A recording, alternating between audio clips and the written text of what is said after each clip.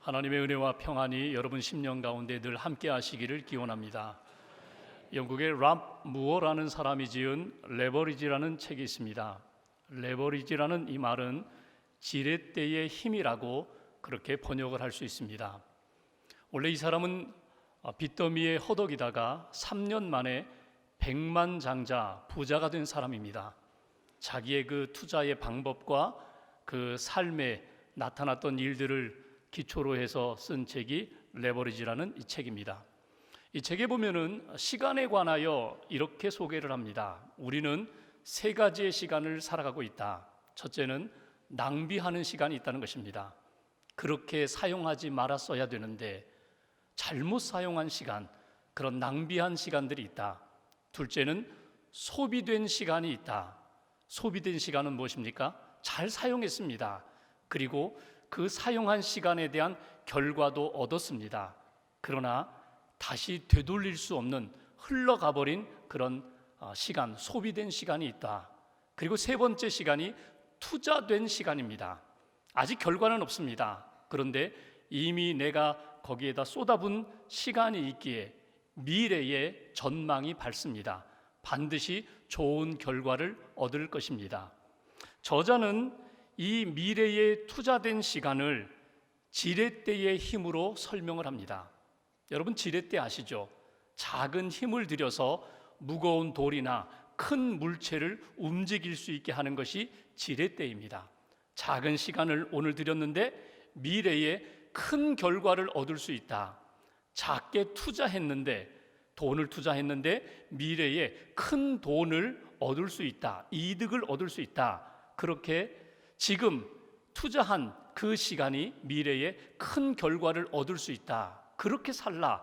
그렇게 이야기하고 있습니다. 여러분 이건 경제에 대한 책입니다. 투자에 대한 책입니다. 그런데 제가 이 내용을 읽으면서 믿음에 한번 적용해 보고 싶었습니다. 여러분 우리의 인생에 가지고 있는, 붙잡고 있는 지렛대가 있습니다. 누구에게나 다 지렛대가 있습니다. 그 지렛대를 가지고 미래의 좋은 결과를 얻기 위하여 지금도 열심히 투자를 하고 있습니다. 여러분 믿음의 사람들에게 있어서 지렛대는 무엇일까요? 그것은 하나님을 의지하고 믿음으로 살아가는 삶의 그 믿음의 모습입니다. 믿음이 지렛대가 됩니다. 기도가 지렛대가 됩니다. 세상 사람들이 보지 못하는 것을 바라보고 세상 사람들이 느끼지 못하는 것을 느끼고 세상 사람들이 전혀 기대하지 못하는 것들을 우리는 미래에 반드시 하나님이 성취해 주실 것을 믿고 오늘도 우리는 믿음의 지렛대의 힘을 의지하며 움직이고 있다는 것입니다. 여러분들에게 있어서 지렛대는 무엇입니까? 단지 세상이 모든 사람들이 가지고 있는 그런 어떤 경제적인 것, 지식, 경험, 명예, 그것을 여러분들이 손에 쥐고 아름다운 미래를 꿈꾸면서 계속 움직이고 있습니까? 아니면 믿음의 사람답게 하나님 앞에서 말씀을 지렛대로 삼고 믿음을 지렛대로 삼고 그렇게 움직이고 계십니까? 그 지렛대를 통하여 여러분들이 해결받고 싶은 내용은 무엇입니까? 문제는 무엇입니까? 오늘 말씀은 우리가 예수님의 마지막 유언과 같은 다락방 설교를 읽으면서 오늘 예수님이 제자들에게 주신 말씀을 우리는 읽게 됩니다. 오늘 말씀의 내용은 이런 것입니다. 예수님께서 제자들에게 미래에 대하여 예언적으로 약속하며 축복하시는 내용입니다. 이 말씀을 읽으면서 단지 예수님의 제자들만이 아니라 오늘 예배드리는 저와 여러분들이 하나님께서 예수님을 통하여 우리에게 주신 미래의 약속과 축복은 무엇일까? 먼저 12절 말씀을 다시 한번 봉독하겠습니다. 12절 같이 봉독합니다. 내가 진실로 진실로 너희에게 이르노니 나를 믿는 자는 내가 하는 일을 그도 할 것이요 또한 그보다 큰 일도 하리니 이는 내가 아버지께로 감이라. 아멘. 제자들과 오늘 우리들에게 미래적인 예언과 약속과 축복의 내용을 우리에게 전해주십니다. 그 첫 번째 내용이 무엇입니까? 내가 하는 일을 너도 할 것이다. 예수님이 하고 계신 일, 하셨던 그 일을 우리들도, 예수님의 제자들뿐만 아니라 오늘 믿음으로 살아가는 우리들도 그 일을 하게 되리라. 이것이 미래적으로 우리에게 주신 약속과 축복입니다. 여러분, 예수님이 하신 일이 무엇입니까? 예수님이 이 땅에 오셔서 마을마다 도시마다 다니면서 말씀을 가르치셨습니다. 아주 쉽게 비유로 가르치셨습니다. 천국 복음을 전파하셨습니다. 회개하라, 천국이 가까웠다고 천국 복음을 전파하셨습니다. 병든 자를 고치셨습니다. 문제가 있는 사람들에게 해결해 주셨습니다. 예수님이 하신 사역을 종합해 보면은 결국 예수님, 그 예수라는 이름의 뜻이 무엇입니까? 자기 백성을 죄에서 구원할 사람이라고, 구원할 분이라고, 메시아라고, 구원자라고 말씀하신 그 이름 그대로 예수님은 복음을 전하셨습니다. 어둠과 죄 가운데 있는 사람들을 구원하는 일을 위하여 예수님은 생명을 바치셨습니다. 그러니까 예수님이 하신 일은 복음을 전하는 일, 죄와 어두움 가운데 있는 사람들을 건져내어 빛의 자녀로 살게 하신 일을 예수님은 하셨다는 것입니다. 그 일을 오늘 우리들이 하겠다고, 예수님을 믿는 제자들이, 우리들이 해야 한다고 말씀하시는 내용입니다. 그런데 여기 한 가지 전제 조건이 있습니다. 내가 하는 일을 너희도 할 것이다, 이렇게 말씀하시면서 그냥 되는 것이 아니라 나를 믿는 자는, 예수님을 제대로 믿는 자는, 하나님을 믿는 자는 이 일을 하게 되리라, 할 수 있게 되리라 주님이 말씀하시는 내용입니다. 여러분, 믿는다는 게 뭘까요? 단지 성경의 지식을 조금 아는 것, 또 교회에 다니면서 이렇게 예배를 정기적으로 드리는 것, 그것이 믿음의 한 부분이 되지만 본질은 아닙니다. 믿음이라는 게 뭐예요? 살아계신 하나님을 믿는 것, 창조주 하나님을 믿는 것, 죄 가운데 있는 우리들을 위하여 예수님을 보내주셨고 예수님의 십자가의 보혈로 우리의 모든 죄를 용서해 주셨다는 것, 오늘도 우리가 그 나의 구원자가 되시는 예수님께 나아올 때 나를 붙들어 주시고 나와 함께 하시고 하나님이 기뻐하시는 일을 할 수 있도록 도와주시는, 역사하시는 분, 예수님이 나의 주인 되십니다. 예수님이 나의 목자 되십니다. 이 믿음을 가지고 있는 사람들이 오늘 예수님이 하셨던 그 일, 구원 사역, 복음 전하는 사역을 감당할 수 있다는 것입니다. 여러분, 믿음을 가지고 복음을 전해보고 믿음을 가지고 하나님 앞에서 내게 주어진 일들을 감당할 때에 하나님의 역사하심으로 놀라운 일들을 경험하게 돼요. 여러분, 그런 경험 있으시죠?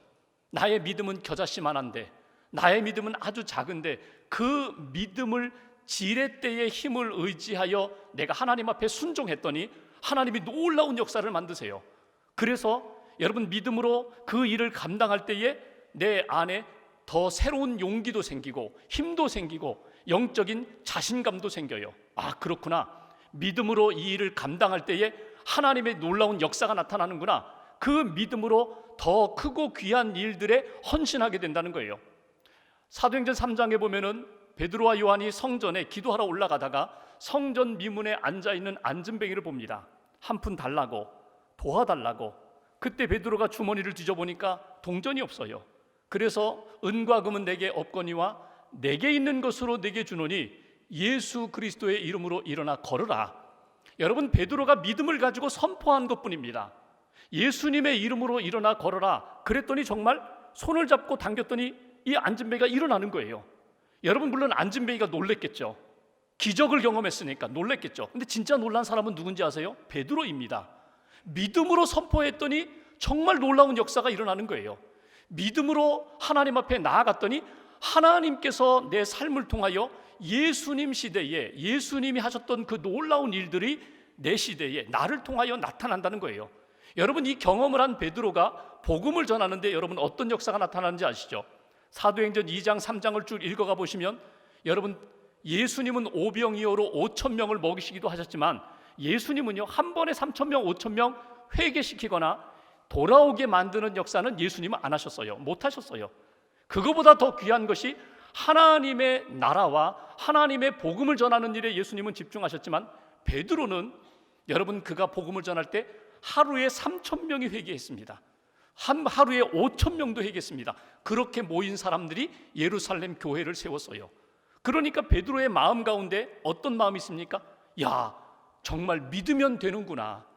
믿고 복음을 전하면 예수님이 행하셨던 그 놀라운 이적의 역사가 오늘도 나타나는구나. 믿고 하나님을 의지하여 나아갔더니 정말 하나님의 나라가 회복되는 역사가 우리의 삶 가운데 나타나는구나. 이게 베드로의 신앙 간증이 되어버린다는 거예요. 여러분, 오늘 말씀을 통하여 먼저 첫 번째로 우리 마음 가운데 새길 것이 있습니다. 그것은 내가 하는 일을 너도 하리라. 이 약속의 말씀이 오늘 우리 가운데 성취되는 역사가 있기를 주의 이름으로 기원합니다. 믿음을 확인하셔야 돼요. 언제 어디서든지 내 앞에 있는 태산과 같은 문제가 닥친다 할지라도 믿음을 확신하셔야 돼요. 저는 하나님을 믿습니다. 저는 예수님을 믿습니다. 저는 믿음으로 나아갈 때 하나님이 이 모든 문제를 해결해 주심을 믿습니다. 믿음으로 나아갈 때에 예수님께서 하신 놀라운 역사가 우리의 삶 가운데 다시 한번 재현되는 역사가 있을 줄 믿습니다. 저는 이 말씀을 묵상하면서 존 웨슬리를 생각해 봤어요. 존 웨슬리, 그리고 그의 동생 찰스 웨슬리가 영국의 영적 부흥을 일으켰던 분이죠. 감리교를 시작했던 분이죠. 근데 여러분, 이분들이 그렇게 믿음의 사람으로 하나님의 귀한 사역을 하기에는 그의 어머니 수산나 웨슬리, 어머니의 귀한 믿음이 있었어요. 어머니가 자녀를 몇 명 낳았는지 아세요? 19명을 낳습니다. 적지 않죠. 물론 어린 나이에 하나님의 부름을 받은 자녀들도 있지만 19명을 양육했어요. 좁은 이 웨슬리 아버지가 목사님이었는데, 사무엘 목사님이었는데, 좁은 사택에서 19명의 자녀들과 함께 산다는 게 쉽지 않았거든요. 근데 살림을 하다가 어떤 문제가 생기고 기도할 제목이 생기면 이 수산나 여사가 어떻게 했는지 아세요? 앞치마를 그냥 덮었었어요. 앞치마를 덮어쓰고 그 자리에 앉아서, 식탁에 앉아서, 의자에 앉아서 하나님 앞에 기도했어요. 하나님 도와주세요. 하나님 이 문제 해결해 주세요. 하나님 도와주세요. 그러니까 아이들이 막 떠들고 놀다가도 엄마가 앞치마만 덮었으면, 야, 기도할 시간이야, 조용해. 엄마 기도 끝날 때까지 조용해. 이렇게 자랐어요. 이 엄마가 19명의 자녀들 잠들기 전에 꼭 확인한 것이 있습니다. 야, 너희들은 누구냐? 네, 우리는 하나님의 자녀입니다. 너희들 누가 이 땅에 너희들을 보냈지? 예, 역사의 주인 되시는, 생명의 주인 되시는 하나님이 우리를 이 땅에 보내셨습니다. 너희들 무엇을 위하여 이 땅에 태어났지? 하나님의 영광을 위하여, 하나님의 뜻을 행하기 위하여 이 땅에 태어났습니다. 너희들이 어려울 때에 누가 도와주시지? 그때 모든 자녀들이 동일하게 이렇게 고백을 합니다. 천지를 지으신 하나님이 우리를 도와주십니다. 천지를 지으신 하나님이 우리를 도와주십니다. 이 믿음으로 살았고 이 믿음으로 자녀를 양육했을 때 존 웨슬리가, 찰스 웨슬리가 영국을 다시 한번 말씀으로, 성령으로 일으키는 부흥, 복음 전도자가 될 수 있었다는 것입니다. 여러분 확인하세요. 그렇게 위대한 믿음의 사람들뿐만 아니라 오늘 저와 여러분들도 정말 믿음 안에 거할 때에, 정말 예수님을 바로 믿을 때에 우리의 삶 가운데 예수님 시대에 예수님이 하셨던 놀라운 역사가 우리들 삶 가운데 다시금 나타나게 된다. 하나님이 그렇게 하도록 힘을 주신다. 이것이 오늘 저희들에게 주신 첫 번째 메시지입니다. 두 번째로 13절 14절 말씀을 보십시오. 13절 14절 두 절 같이 봉독합니다. 너희가 내 이름으로 무엇을 구하든지 내가 행하리니 이는 아버지로 하여금 아들로 말미암아 영광을 받으시게 하려 함이라. 내 이름으로 무엇이든지 내게 구하면 내가 행하리라. 아멘. 여기 두 번째 우리에게 주시는 메시지가 무엇입니까? 내게 구하면 내가 행하리라. 예수님이 이렇게 말씀하십니다. 내게 기도하면 내가 움직이리라. 내게 구하라, 찾으라, 두드리라. 이미 너희들에게 해결할 문제 내가 다 갖고 있다. 내가 너희들에게 줄 선물 다 갖고 있다. 구하기만 해라. 그러면 내가 너희들에게 허락하리라. 이것이 우리에게 주신 두 번째 메시지입니다. 여러분, 미래에, 아니 오늘 우리의 삶 가운데 기도하라. 기도하면 내가 응답해 줄 텐데, 기도하면 내가 행할 텐데. 여러분, 기도라는 것은 하나님을 믿고 예수님을 믿는 모든 사람들에게 주신 하나님의 선물입니다. 기도는 믿는 자에게 특권입니다. 기도는 하나님의 역사와 응답이 내리는 신앙의 통로가 됩니다.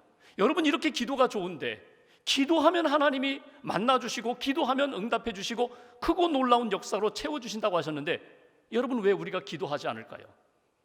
내 기분 따라 그냥 필요할 때에 형식적으로, 여러분 그냥 왜 그런 기도 생활을 하고 있을까요? 우리가 기도하지 않는 이유는 여러 가지가 있지만 딱 한 가지예요. 하나님보다, 예수님보다 의지하는 것들이 있으면요, 기도하지 않아요.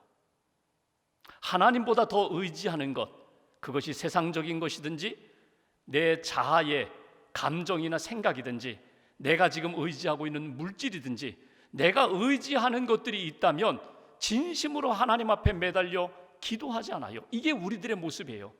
다 잃어버리고 천부여 의지 없어서 하나님 아버지, 내가 의지하는 것들 다 잃어버렸습니다, 빼앗겼습니다, 무너졌습니다. 그때 비로소 하나님 앞에 손들고 기도하는 것이 우리의 모습이라는 거예요. 깨어지기 전에, 빼앗기기 전에, 무너지기 전에 하나님, 저는 하나님만 의지합니다. 하나님을 의지하며 저는 주 앞에 엎드렸습니다. 이렇게 기도하면 하나님께서 움직이시겠다는 거예요. 근데 여기 한 가지 중요한 것을 말씀하십니다. 그냥 기도하지 말고, 내 마음을 가지고 하나님 앞에 기도하지 말고 내 이름으로 기도하라. 예수님의 이름으로 기도하라는 거예요. 예수님의 이름으로 기도한다는 것이 그냥 마지막 다 기도한 다음에 마지막 도장 찍듯이 예수님의 이름으로 기도합니다, 아멘, 그러면 다 들어주실 거야. 여러분, 그거 아닙니다. 예수님의 이름으로 기도한다는 것이 무엇입니까? 예수님의 은혜 안에, 예수님의 능력 안에, 예수님이 나의 구원자가 되시고 유일한 중보자가 되심을 믿는 그 믿음 안에, 예수님의 이름의 권세를 믿는 그 믿음 안에서 기도하라는 거예요. 내 이름으로, 내 생각으로, 내 공로로 기도하는 것이 아니라 전적으로 예수님이 나의 전부가 되십니다. 내 죄를 모두 담당하시고 십자가에 돌아가신 그 십자가의 공로를 의지하여 나는 하나님 앞에 기도합니다. 하나님, 내 이름이 아니라, 내 능력과 내 공로가 아니라 예수님이 십자가에 달려 돌아가신 그 십자가의 복음과 능력과 공로 안에서 내 기도 응답해 주세요. 그렇게 하나님 앞에 기도하라는 거예요. 어떤 분이 기도의 사람인 토레이 목사님에게 편지를 보냈습니다. 내용은 이런 것입니다. 목사님, 제가 오랫동안 하나님 앞에 기도했는데 기도 응답이 없습니다. 나름대로 하나님의 뜻을 붙잡고 기도하는데 왜 제게 응답이 없을까요? 저는요, 편지입니다. 그 내용에, 저는요 한 교회를 평생 섬겼습니다. 저는 25년 동안 교회학교 교사로 섬기고 부장으로 섬겼습니다. 저는 그 교회의 장로로 20년을 섬긴 사람입니다. 이렇게 오랫동안 신앙생활했는데, 이렇게 신앙생활을 잘했는데 왜 하나님이 내 기도 들어주시지 않을까요? 좀 설명 좀 해주십시오. 토레이 목사님이 답신을 보냈어요. 그 내용은 이것입니다. 당신은 지금까지 자기 이름으로 기도하셨습니다. 당신 자신의 이름으로 기도하셨습니다. 당신이 평생 한 교회를 섬긴 것, 25년 교사로 섬긴 것, 20년 장로로 섬긴 것, 그 공로만 붙잡고 하나님 앞에 기도했기 때문에 하나님의 응답을 받지 못한 것입니다. 내려놓으십시오. 오직 예수님의 공로만 의지하여 기도해 보십시오. 이 장로님이 빨리 파악하셨어요. 아, 그렇구나. 망치로 한 대 맞은 것처럼 내가 내 공로, 내 생각, 내 경력, 내 힘을 의지하여 하나님 앞에 기도했구나. 예수님을 의지하며 기도해야지. 예수님을 의지하며 하나님 앞에 기도했더니 자기가 기도했던 기도 응답을 하나님이 주셨다는 거예요. 여러분, 하나님 앞에서 나의 기도를 한번 점검해 보세요. 오늘 무엇인지 내게 구하라. 예수님의 이름으로 구하면 내가 행하리라, 내가 응답하리라. 이것이 오늘 우리에게 주신 귀한 축복의 말씀입니다. 그런데 15절 말씀을 한번 보실까요? 제가 봉독하겠습니다. 15절. 너희가 나를 사랑하면 나의 계명을 지키리라. 여러분, 이 말씀은 13절, 14절 말씀과 잘 연결이 안 돼요. 기도해라, 응답해 주리라. 내 이름으로 기도해라, 내가 응답해 주리라. 이렇게 말씀하셨는데 갑자기 15절에 너희가 나를 사랑하면 나의 계명을 지키라. 여러분, 이것이 기도하라는 말씀과 어떻게 연결시킬 수 있을까요? 나를 사랑한다면 나의 계명을 지키라? 여러분, 이 말씀은 우리가 기도할 때 예수님의 이름으로 아무렇게나 아무거나 기도하는 것이 아니라 예수님이 기뻐하시는 마음 안에서 기도하라. 예수님이 우리에게 주시는 기도의 범주가 있다는 거예요. 그 기도의 범주가 무엇입니까? 내 계명을 지키는 그 범주 안에서. 그 계명이 뭘까? 예수님은 이렇게 말씀하셨습니다. 내가 너희를 사랑한 것 같이 너희도 서로 사랑하라. 하나님을 사랑하고 정말 이웃을 사랑하고 원수까지도 사랑하는 그 마음으로 주님을 의지하여 기도할 때 내가 속히 응답하리라. 바로 그 말씀이에요. 그러니까 여러분, 기도하실 때 예수님의 이름으로 기도한다고 하면서 누구를 미워하는 마음으로, 누구를 증오하는 마음으로, 누구 저주하는 마음으로 기도하는 것 하나님이 원하지 않으신다는 거예요. 사랑하는 마음으로, 용서하는 마음으로, 축복하는 마음으로 예수님의 마음을 품고 기도할 때 그 예수님의 그 이름의 능력이 내 삶을 변화시킬 뿐만 아니라 하나님의 응답으로 나타나게 된다. 오늘 그 말씀입니다. 여러분, 나의 기도를 점검하면서 오늘 정말 기도의 사람으로 살고 있는가? 예수님의 이름으로 기도하고 있는가? 그리고 또 하나, 그 기도의 응답이 왔을 때에, 하나님이 나에게 역사하셨을 때, 여러분, 그 모든 역사는 하나님이 이루신 것입니다. 내가 행하리라, 예수님이 하신 것이고 하나님이 하신 것이고 우리의 안에서 하나님의 능력으로 나타나는 거예요. 사도행전 3장에 베드로와 요한이 안진뱅이를 고쳤어요. 이 고침받은 자가 막 성전에 뛰어들어가서 막 찬송을 하고 할렐루야, 하나님 앞에 영광을 돌릴 때 사람들이 주목합니다. 그리고 이 사람을 고친 베드로를 주목합니다. 야, 경건한 사람이야, 능력의 사람이야, 이 세상 사람이 아니야, 하나님의 사람이야, 이렇게 바라보고 있을 때 베드로가 손을 가로젓잖아요. 아닙니다, 아닙니다. 왜 나를 봅니까? 내 능력이 아닙니다, 내 경건이 아닙니다, 내 기도가 아닙니다. 이 사람을 고친 것은 하나님이 하셨습니다. 예수님을 바라보십시오. 십자가에 달리신 예수님을 바라보시고 이 사람을 온전케 하신 하나님을 바라보라고. 여러분, 그런 기도에 응답을 받았을 때의 겸손함과 하나님 앞에 영광 돌리는 자세가 우리에게 필요하다는 것입니다. 이것이 우리 안에 영적으로 무장될 때에 어려움을 만나면 기도합니다. 예수님의 이름으로 기도합니다. 주님의 마음을 품고 기도합니다. 십자가의 공로 의지하며 기도할 때 하나님이 응답해 주시고 하나님 앞에 영광 돌리는 것, 이것이 예수님의 제자들에게 부탁하신 말씀이면서 오늘 저와 여러분들에게 주신 축복의 말씀입니다. 마지막 한 가지만 보죠. 16절 17절 말씀 두 절 같이 봉독합니다. 내가 아버지께 구하겠으니 그가 또 다른 보혜사를 너희에게 주사 영원토록 너희와 함께 있게 하리니 그는 진리의 영이라. 세상은 능히 그를 받지 못하나니 이는 그를 보지도 못하고 알지도 못함이라. 그러나 너희는 그를 아나니 그는 너희와 함께 거하심이요 또 너희 속에 계시겠음이라. 아멘. 세 번째 주신 약속과 축복이 있어요. 예수님이 뭐라고 말씀하십니까? 또 다른 보혜사를 너희에게 주리라. 또 다른 보혜사라는 것은 보혜사가 있는데 또 다른 보혜사가 또 나타난다는 거예요. 보혜사는 누구입니까? 예수님이 보혜사셨어요. 보혜사라는 말이 무엇입니까? 보혜사, 파라클레토스라는 말은 파라는 옆에, 클레토스, 클레오라는 것은 부른다는 거거든요. 말한다는 거거든요. 그러니까 예수님이 항상 제자들 곁에서 위로해 주시고 안내해 주시고 잘못된 것 지적해 주시고 변호해 주시고 그렇게 인도해 주셨는데, 예수님이 부활 승천하신 이후에 예수님이 모든 믿는 사람들에게 또 다른 보혜사, 예수님은 하늘나라에 계시지만 성령님을 이 땅에 보내주시겠다고, 믿는 사람들의 마음 가운데 보내주시겠다고 약속하신 말씀입니다.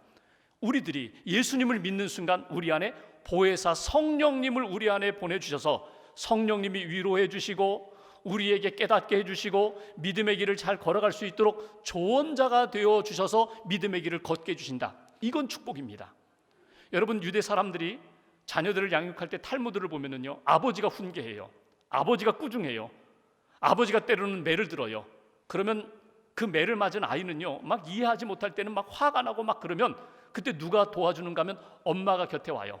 그리고 설명을 해줘요. 아버지가 왜 화가 났는지, 아버지가 왜 소리를 질렀는지, 아버지가 왜 너를 때렸는지 다 설명을 해줘요. 그리고 만져줘요. 위로해줘요. 다음부터는 그러지 말아라. 아버지 화나게 하지 마. 아버지 이렇게 꾸중 듣지 마. 힘들면 나를 찾아와. 엄마 찾아와. 여러분, 그 자녀에게 있어서 보혜사는 누구입니까? 엄마예요.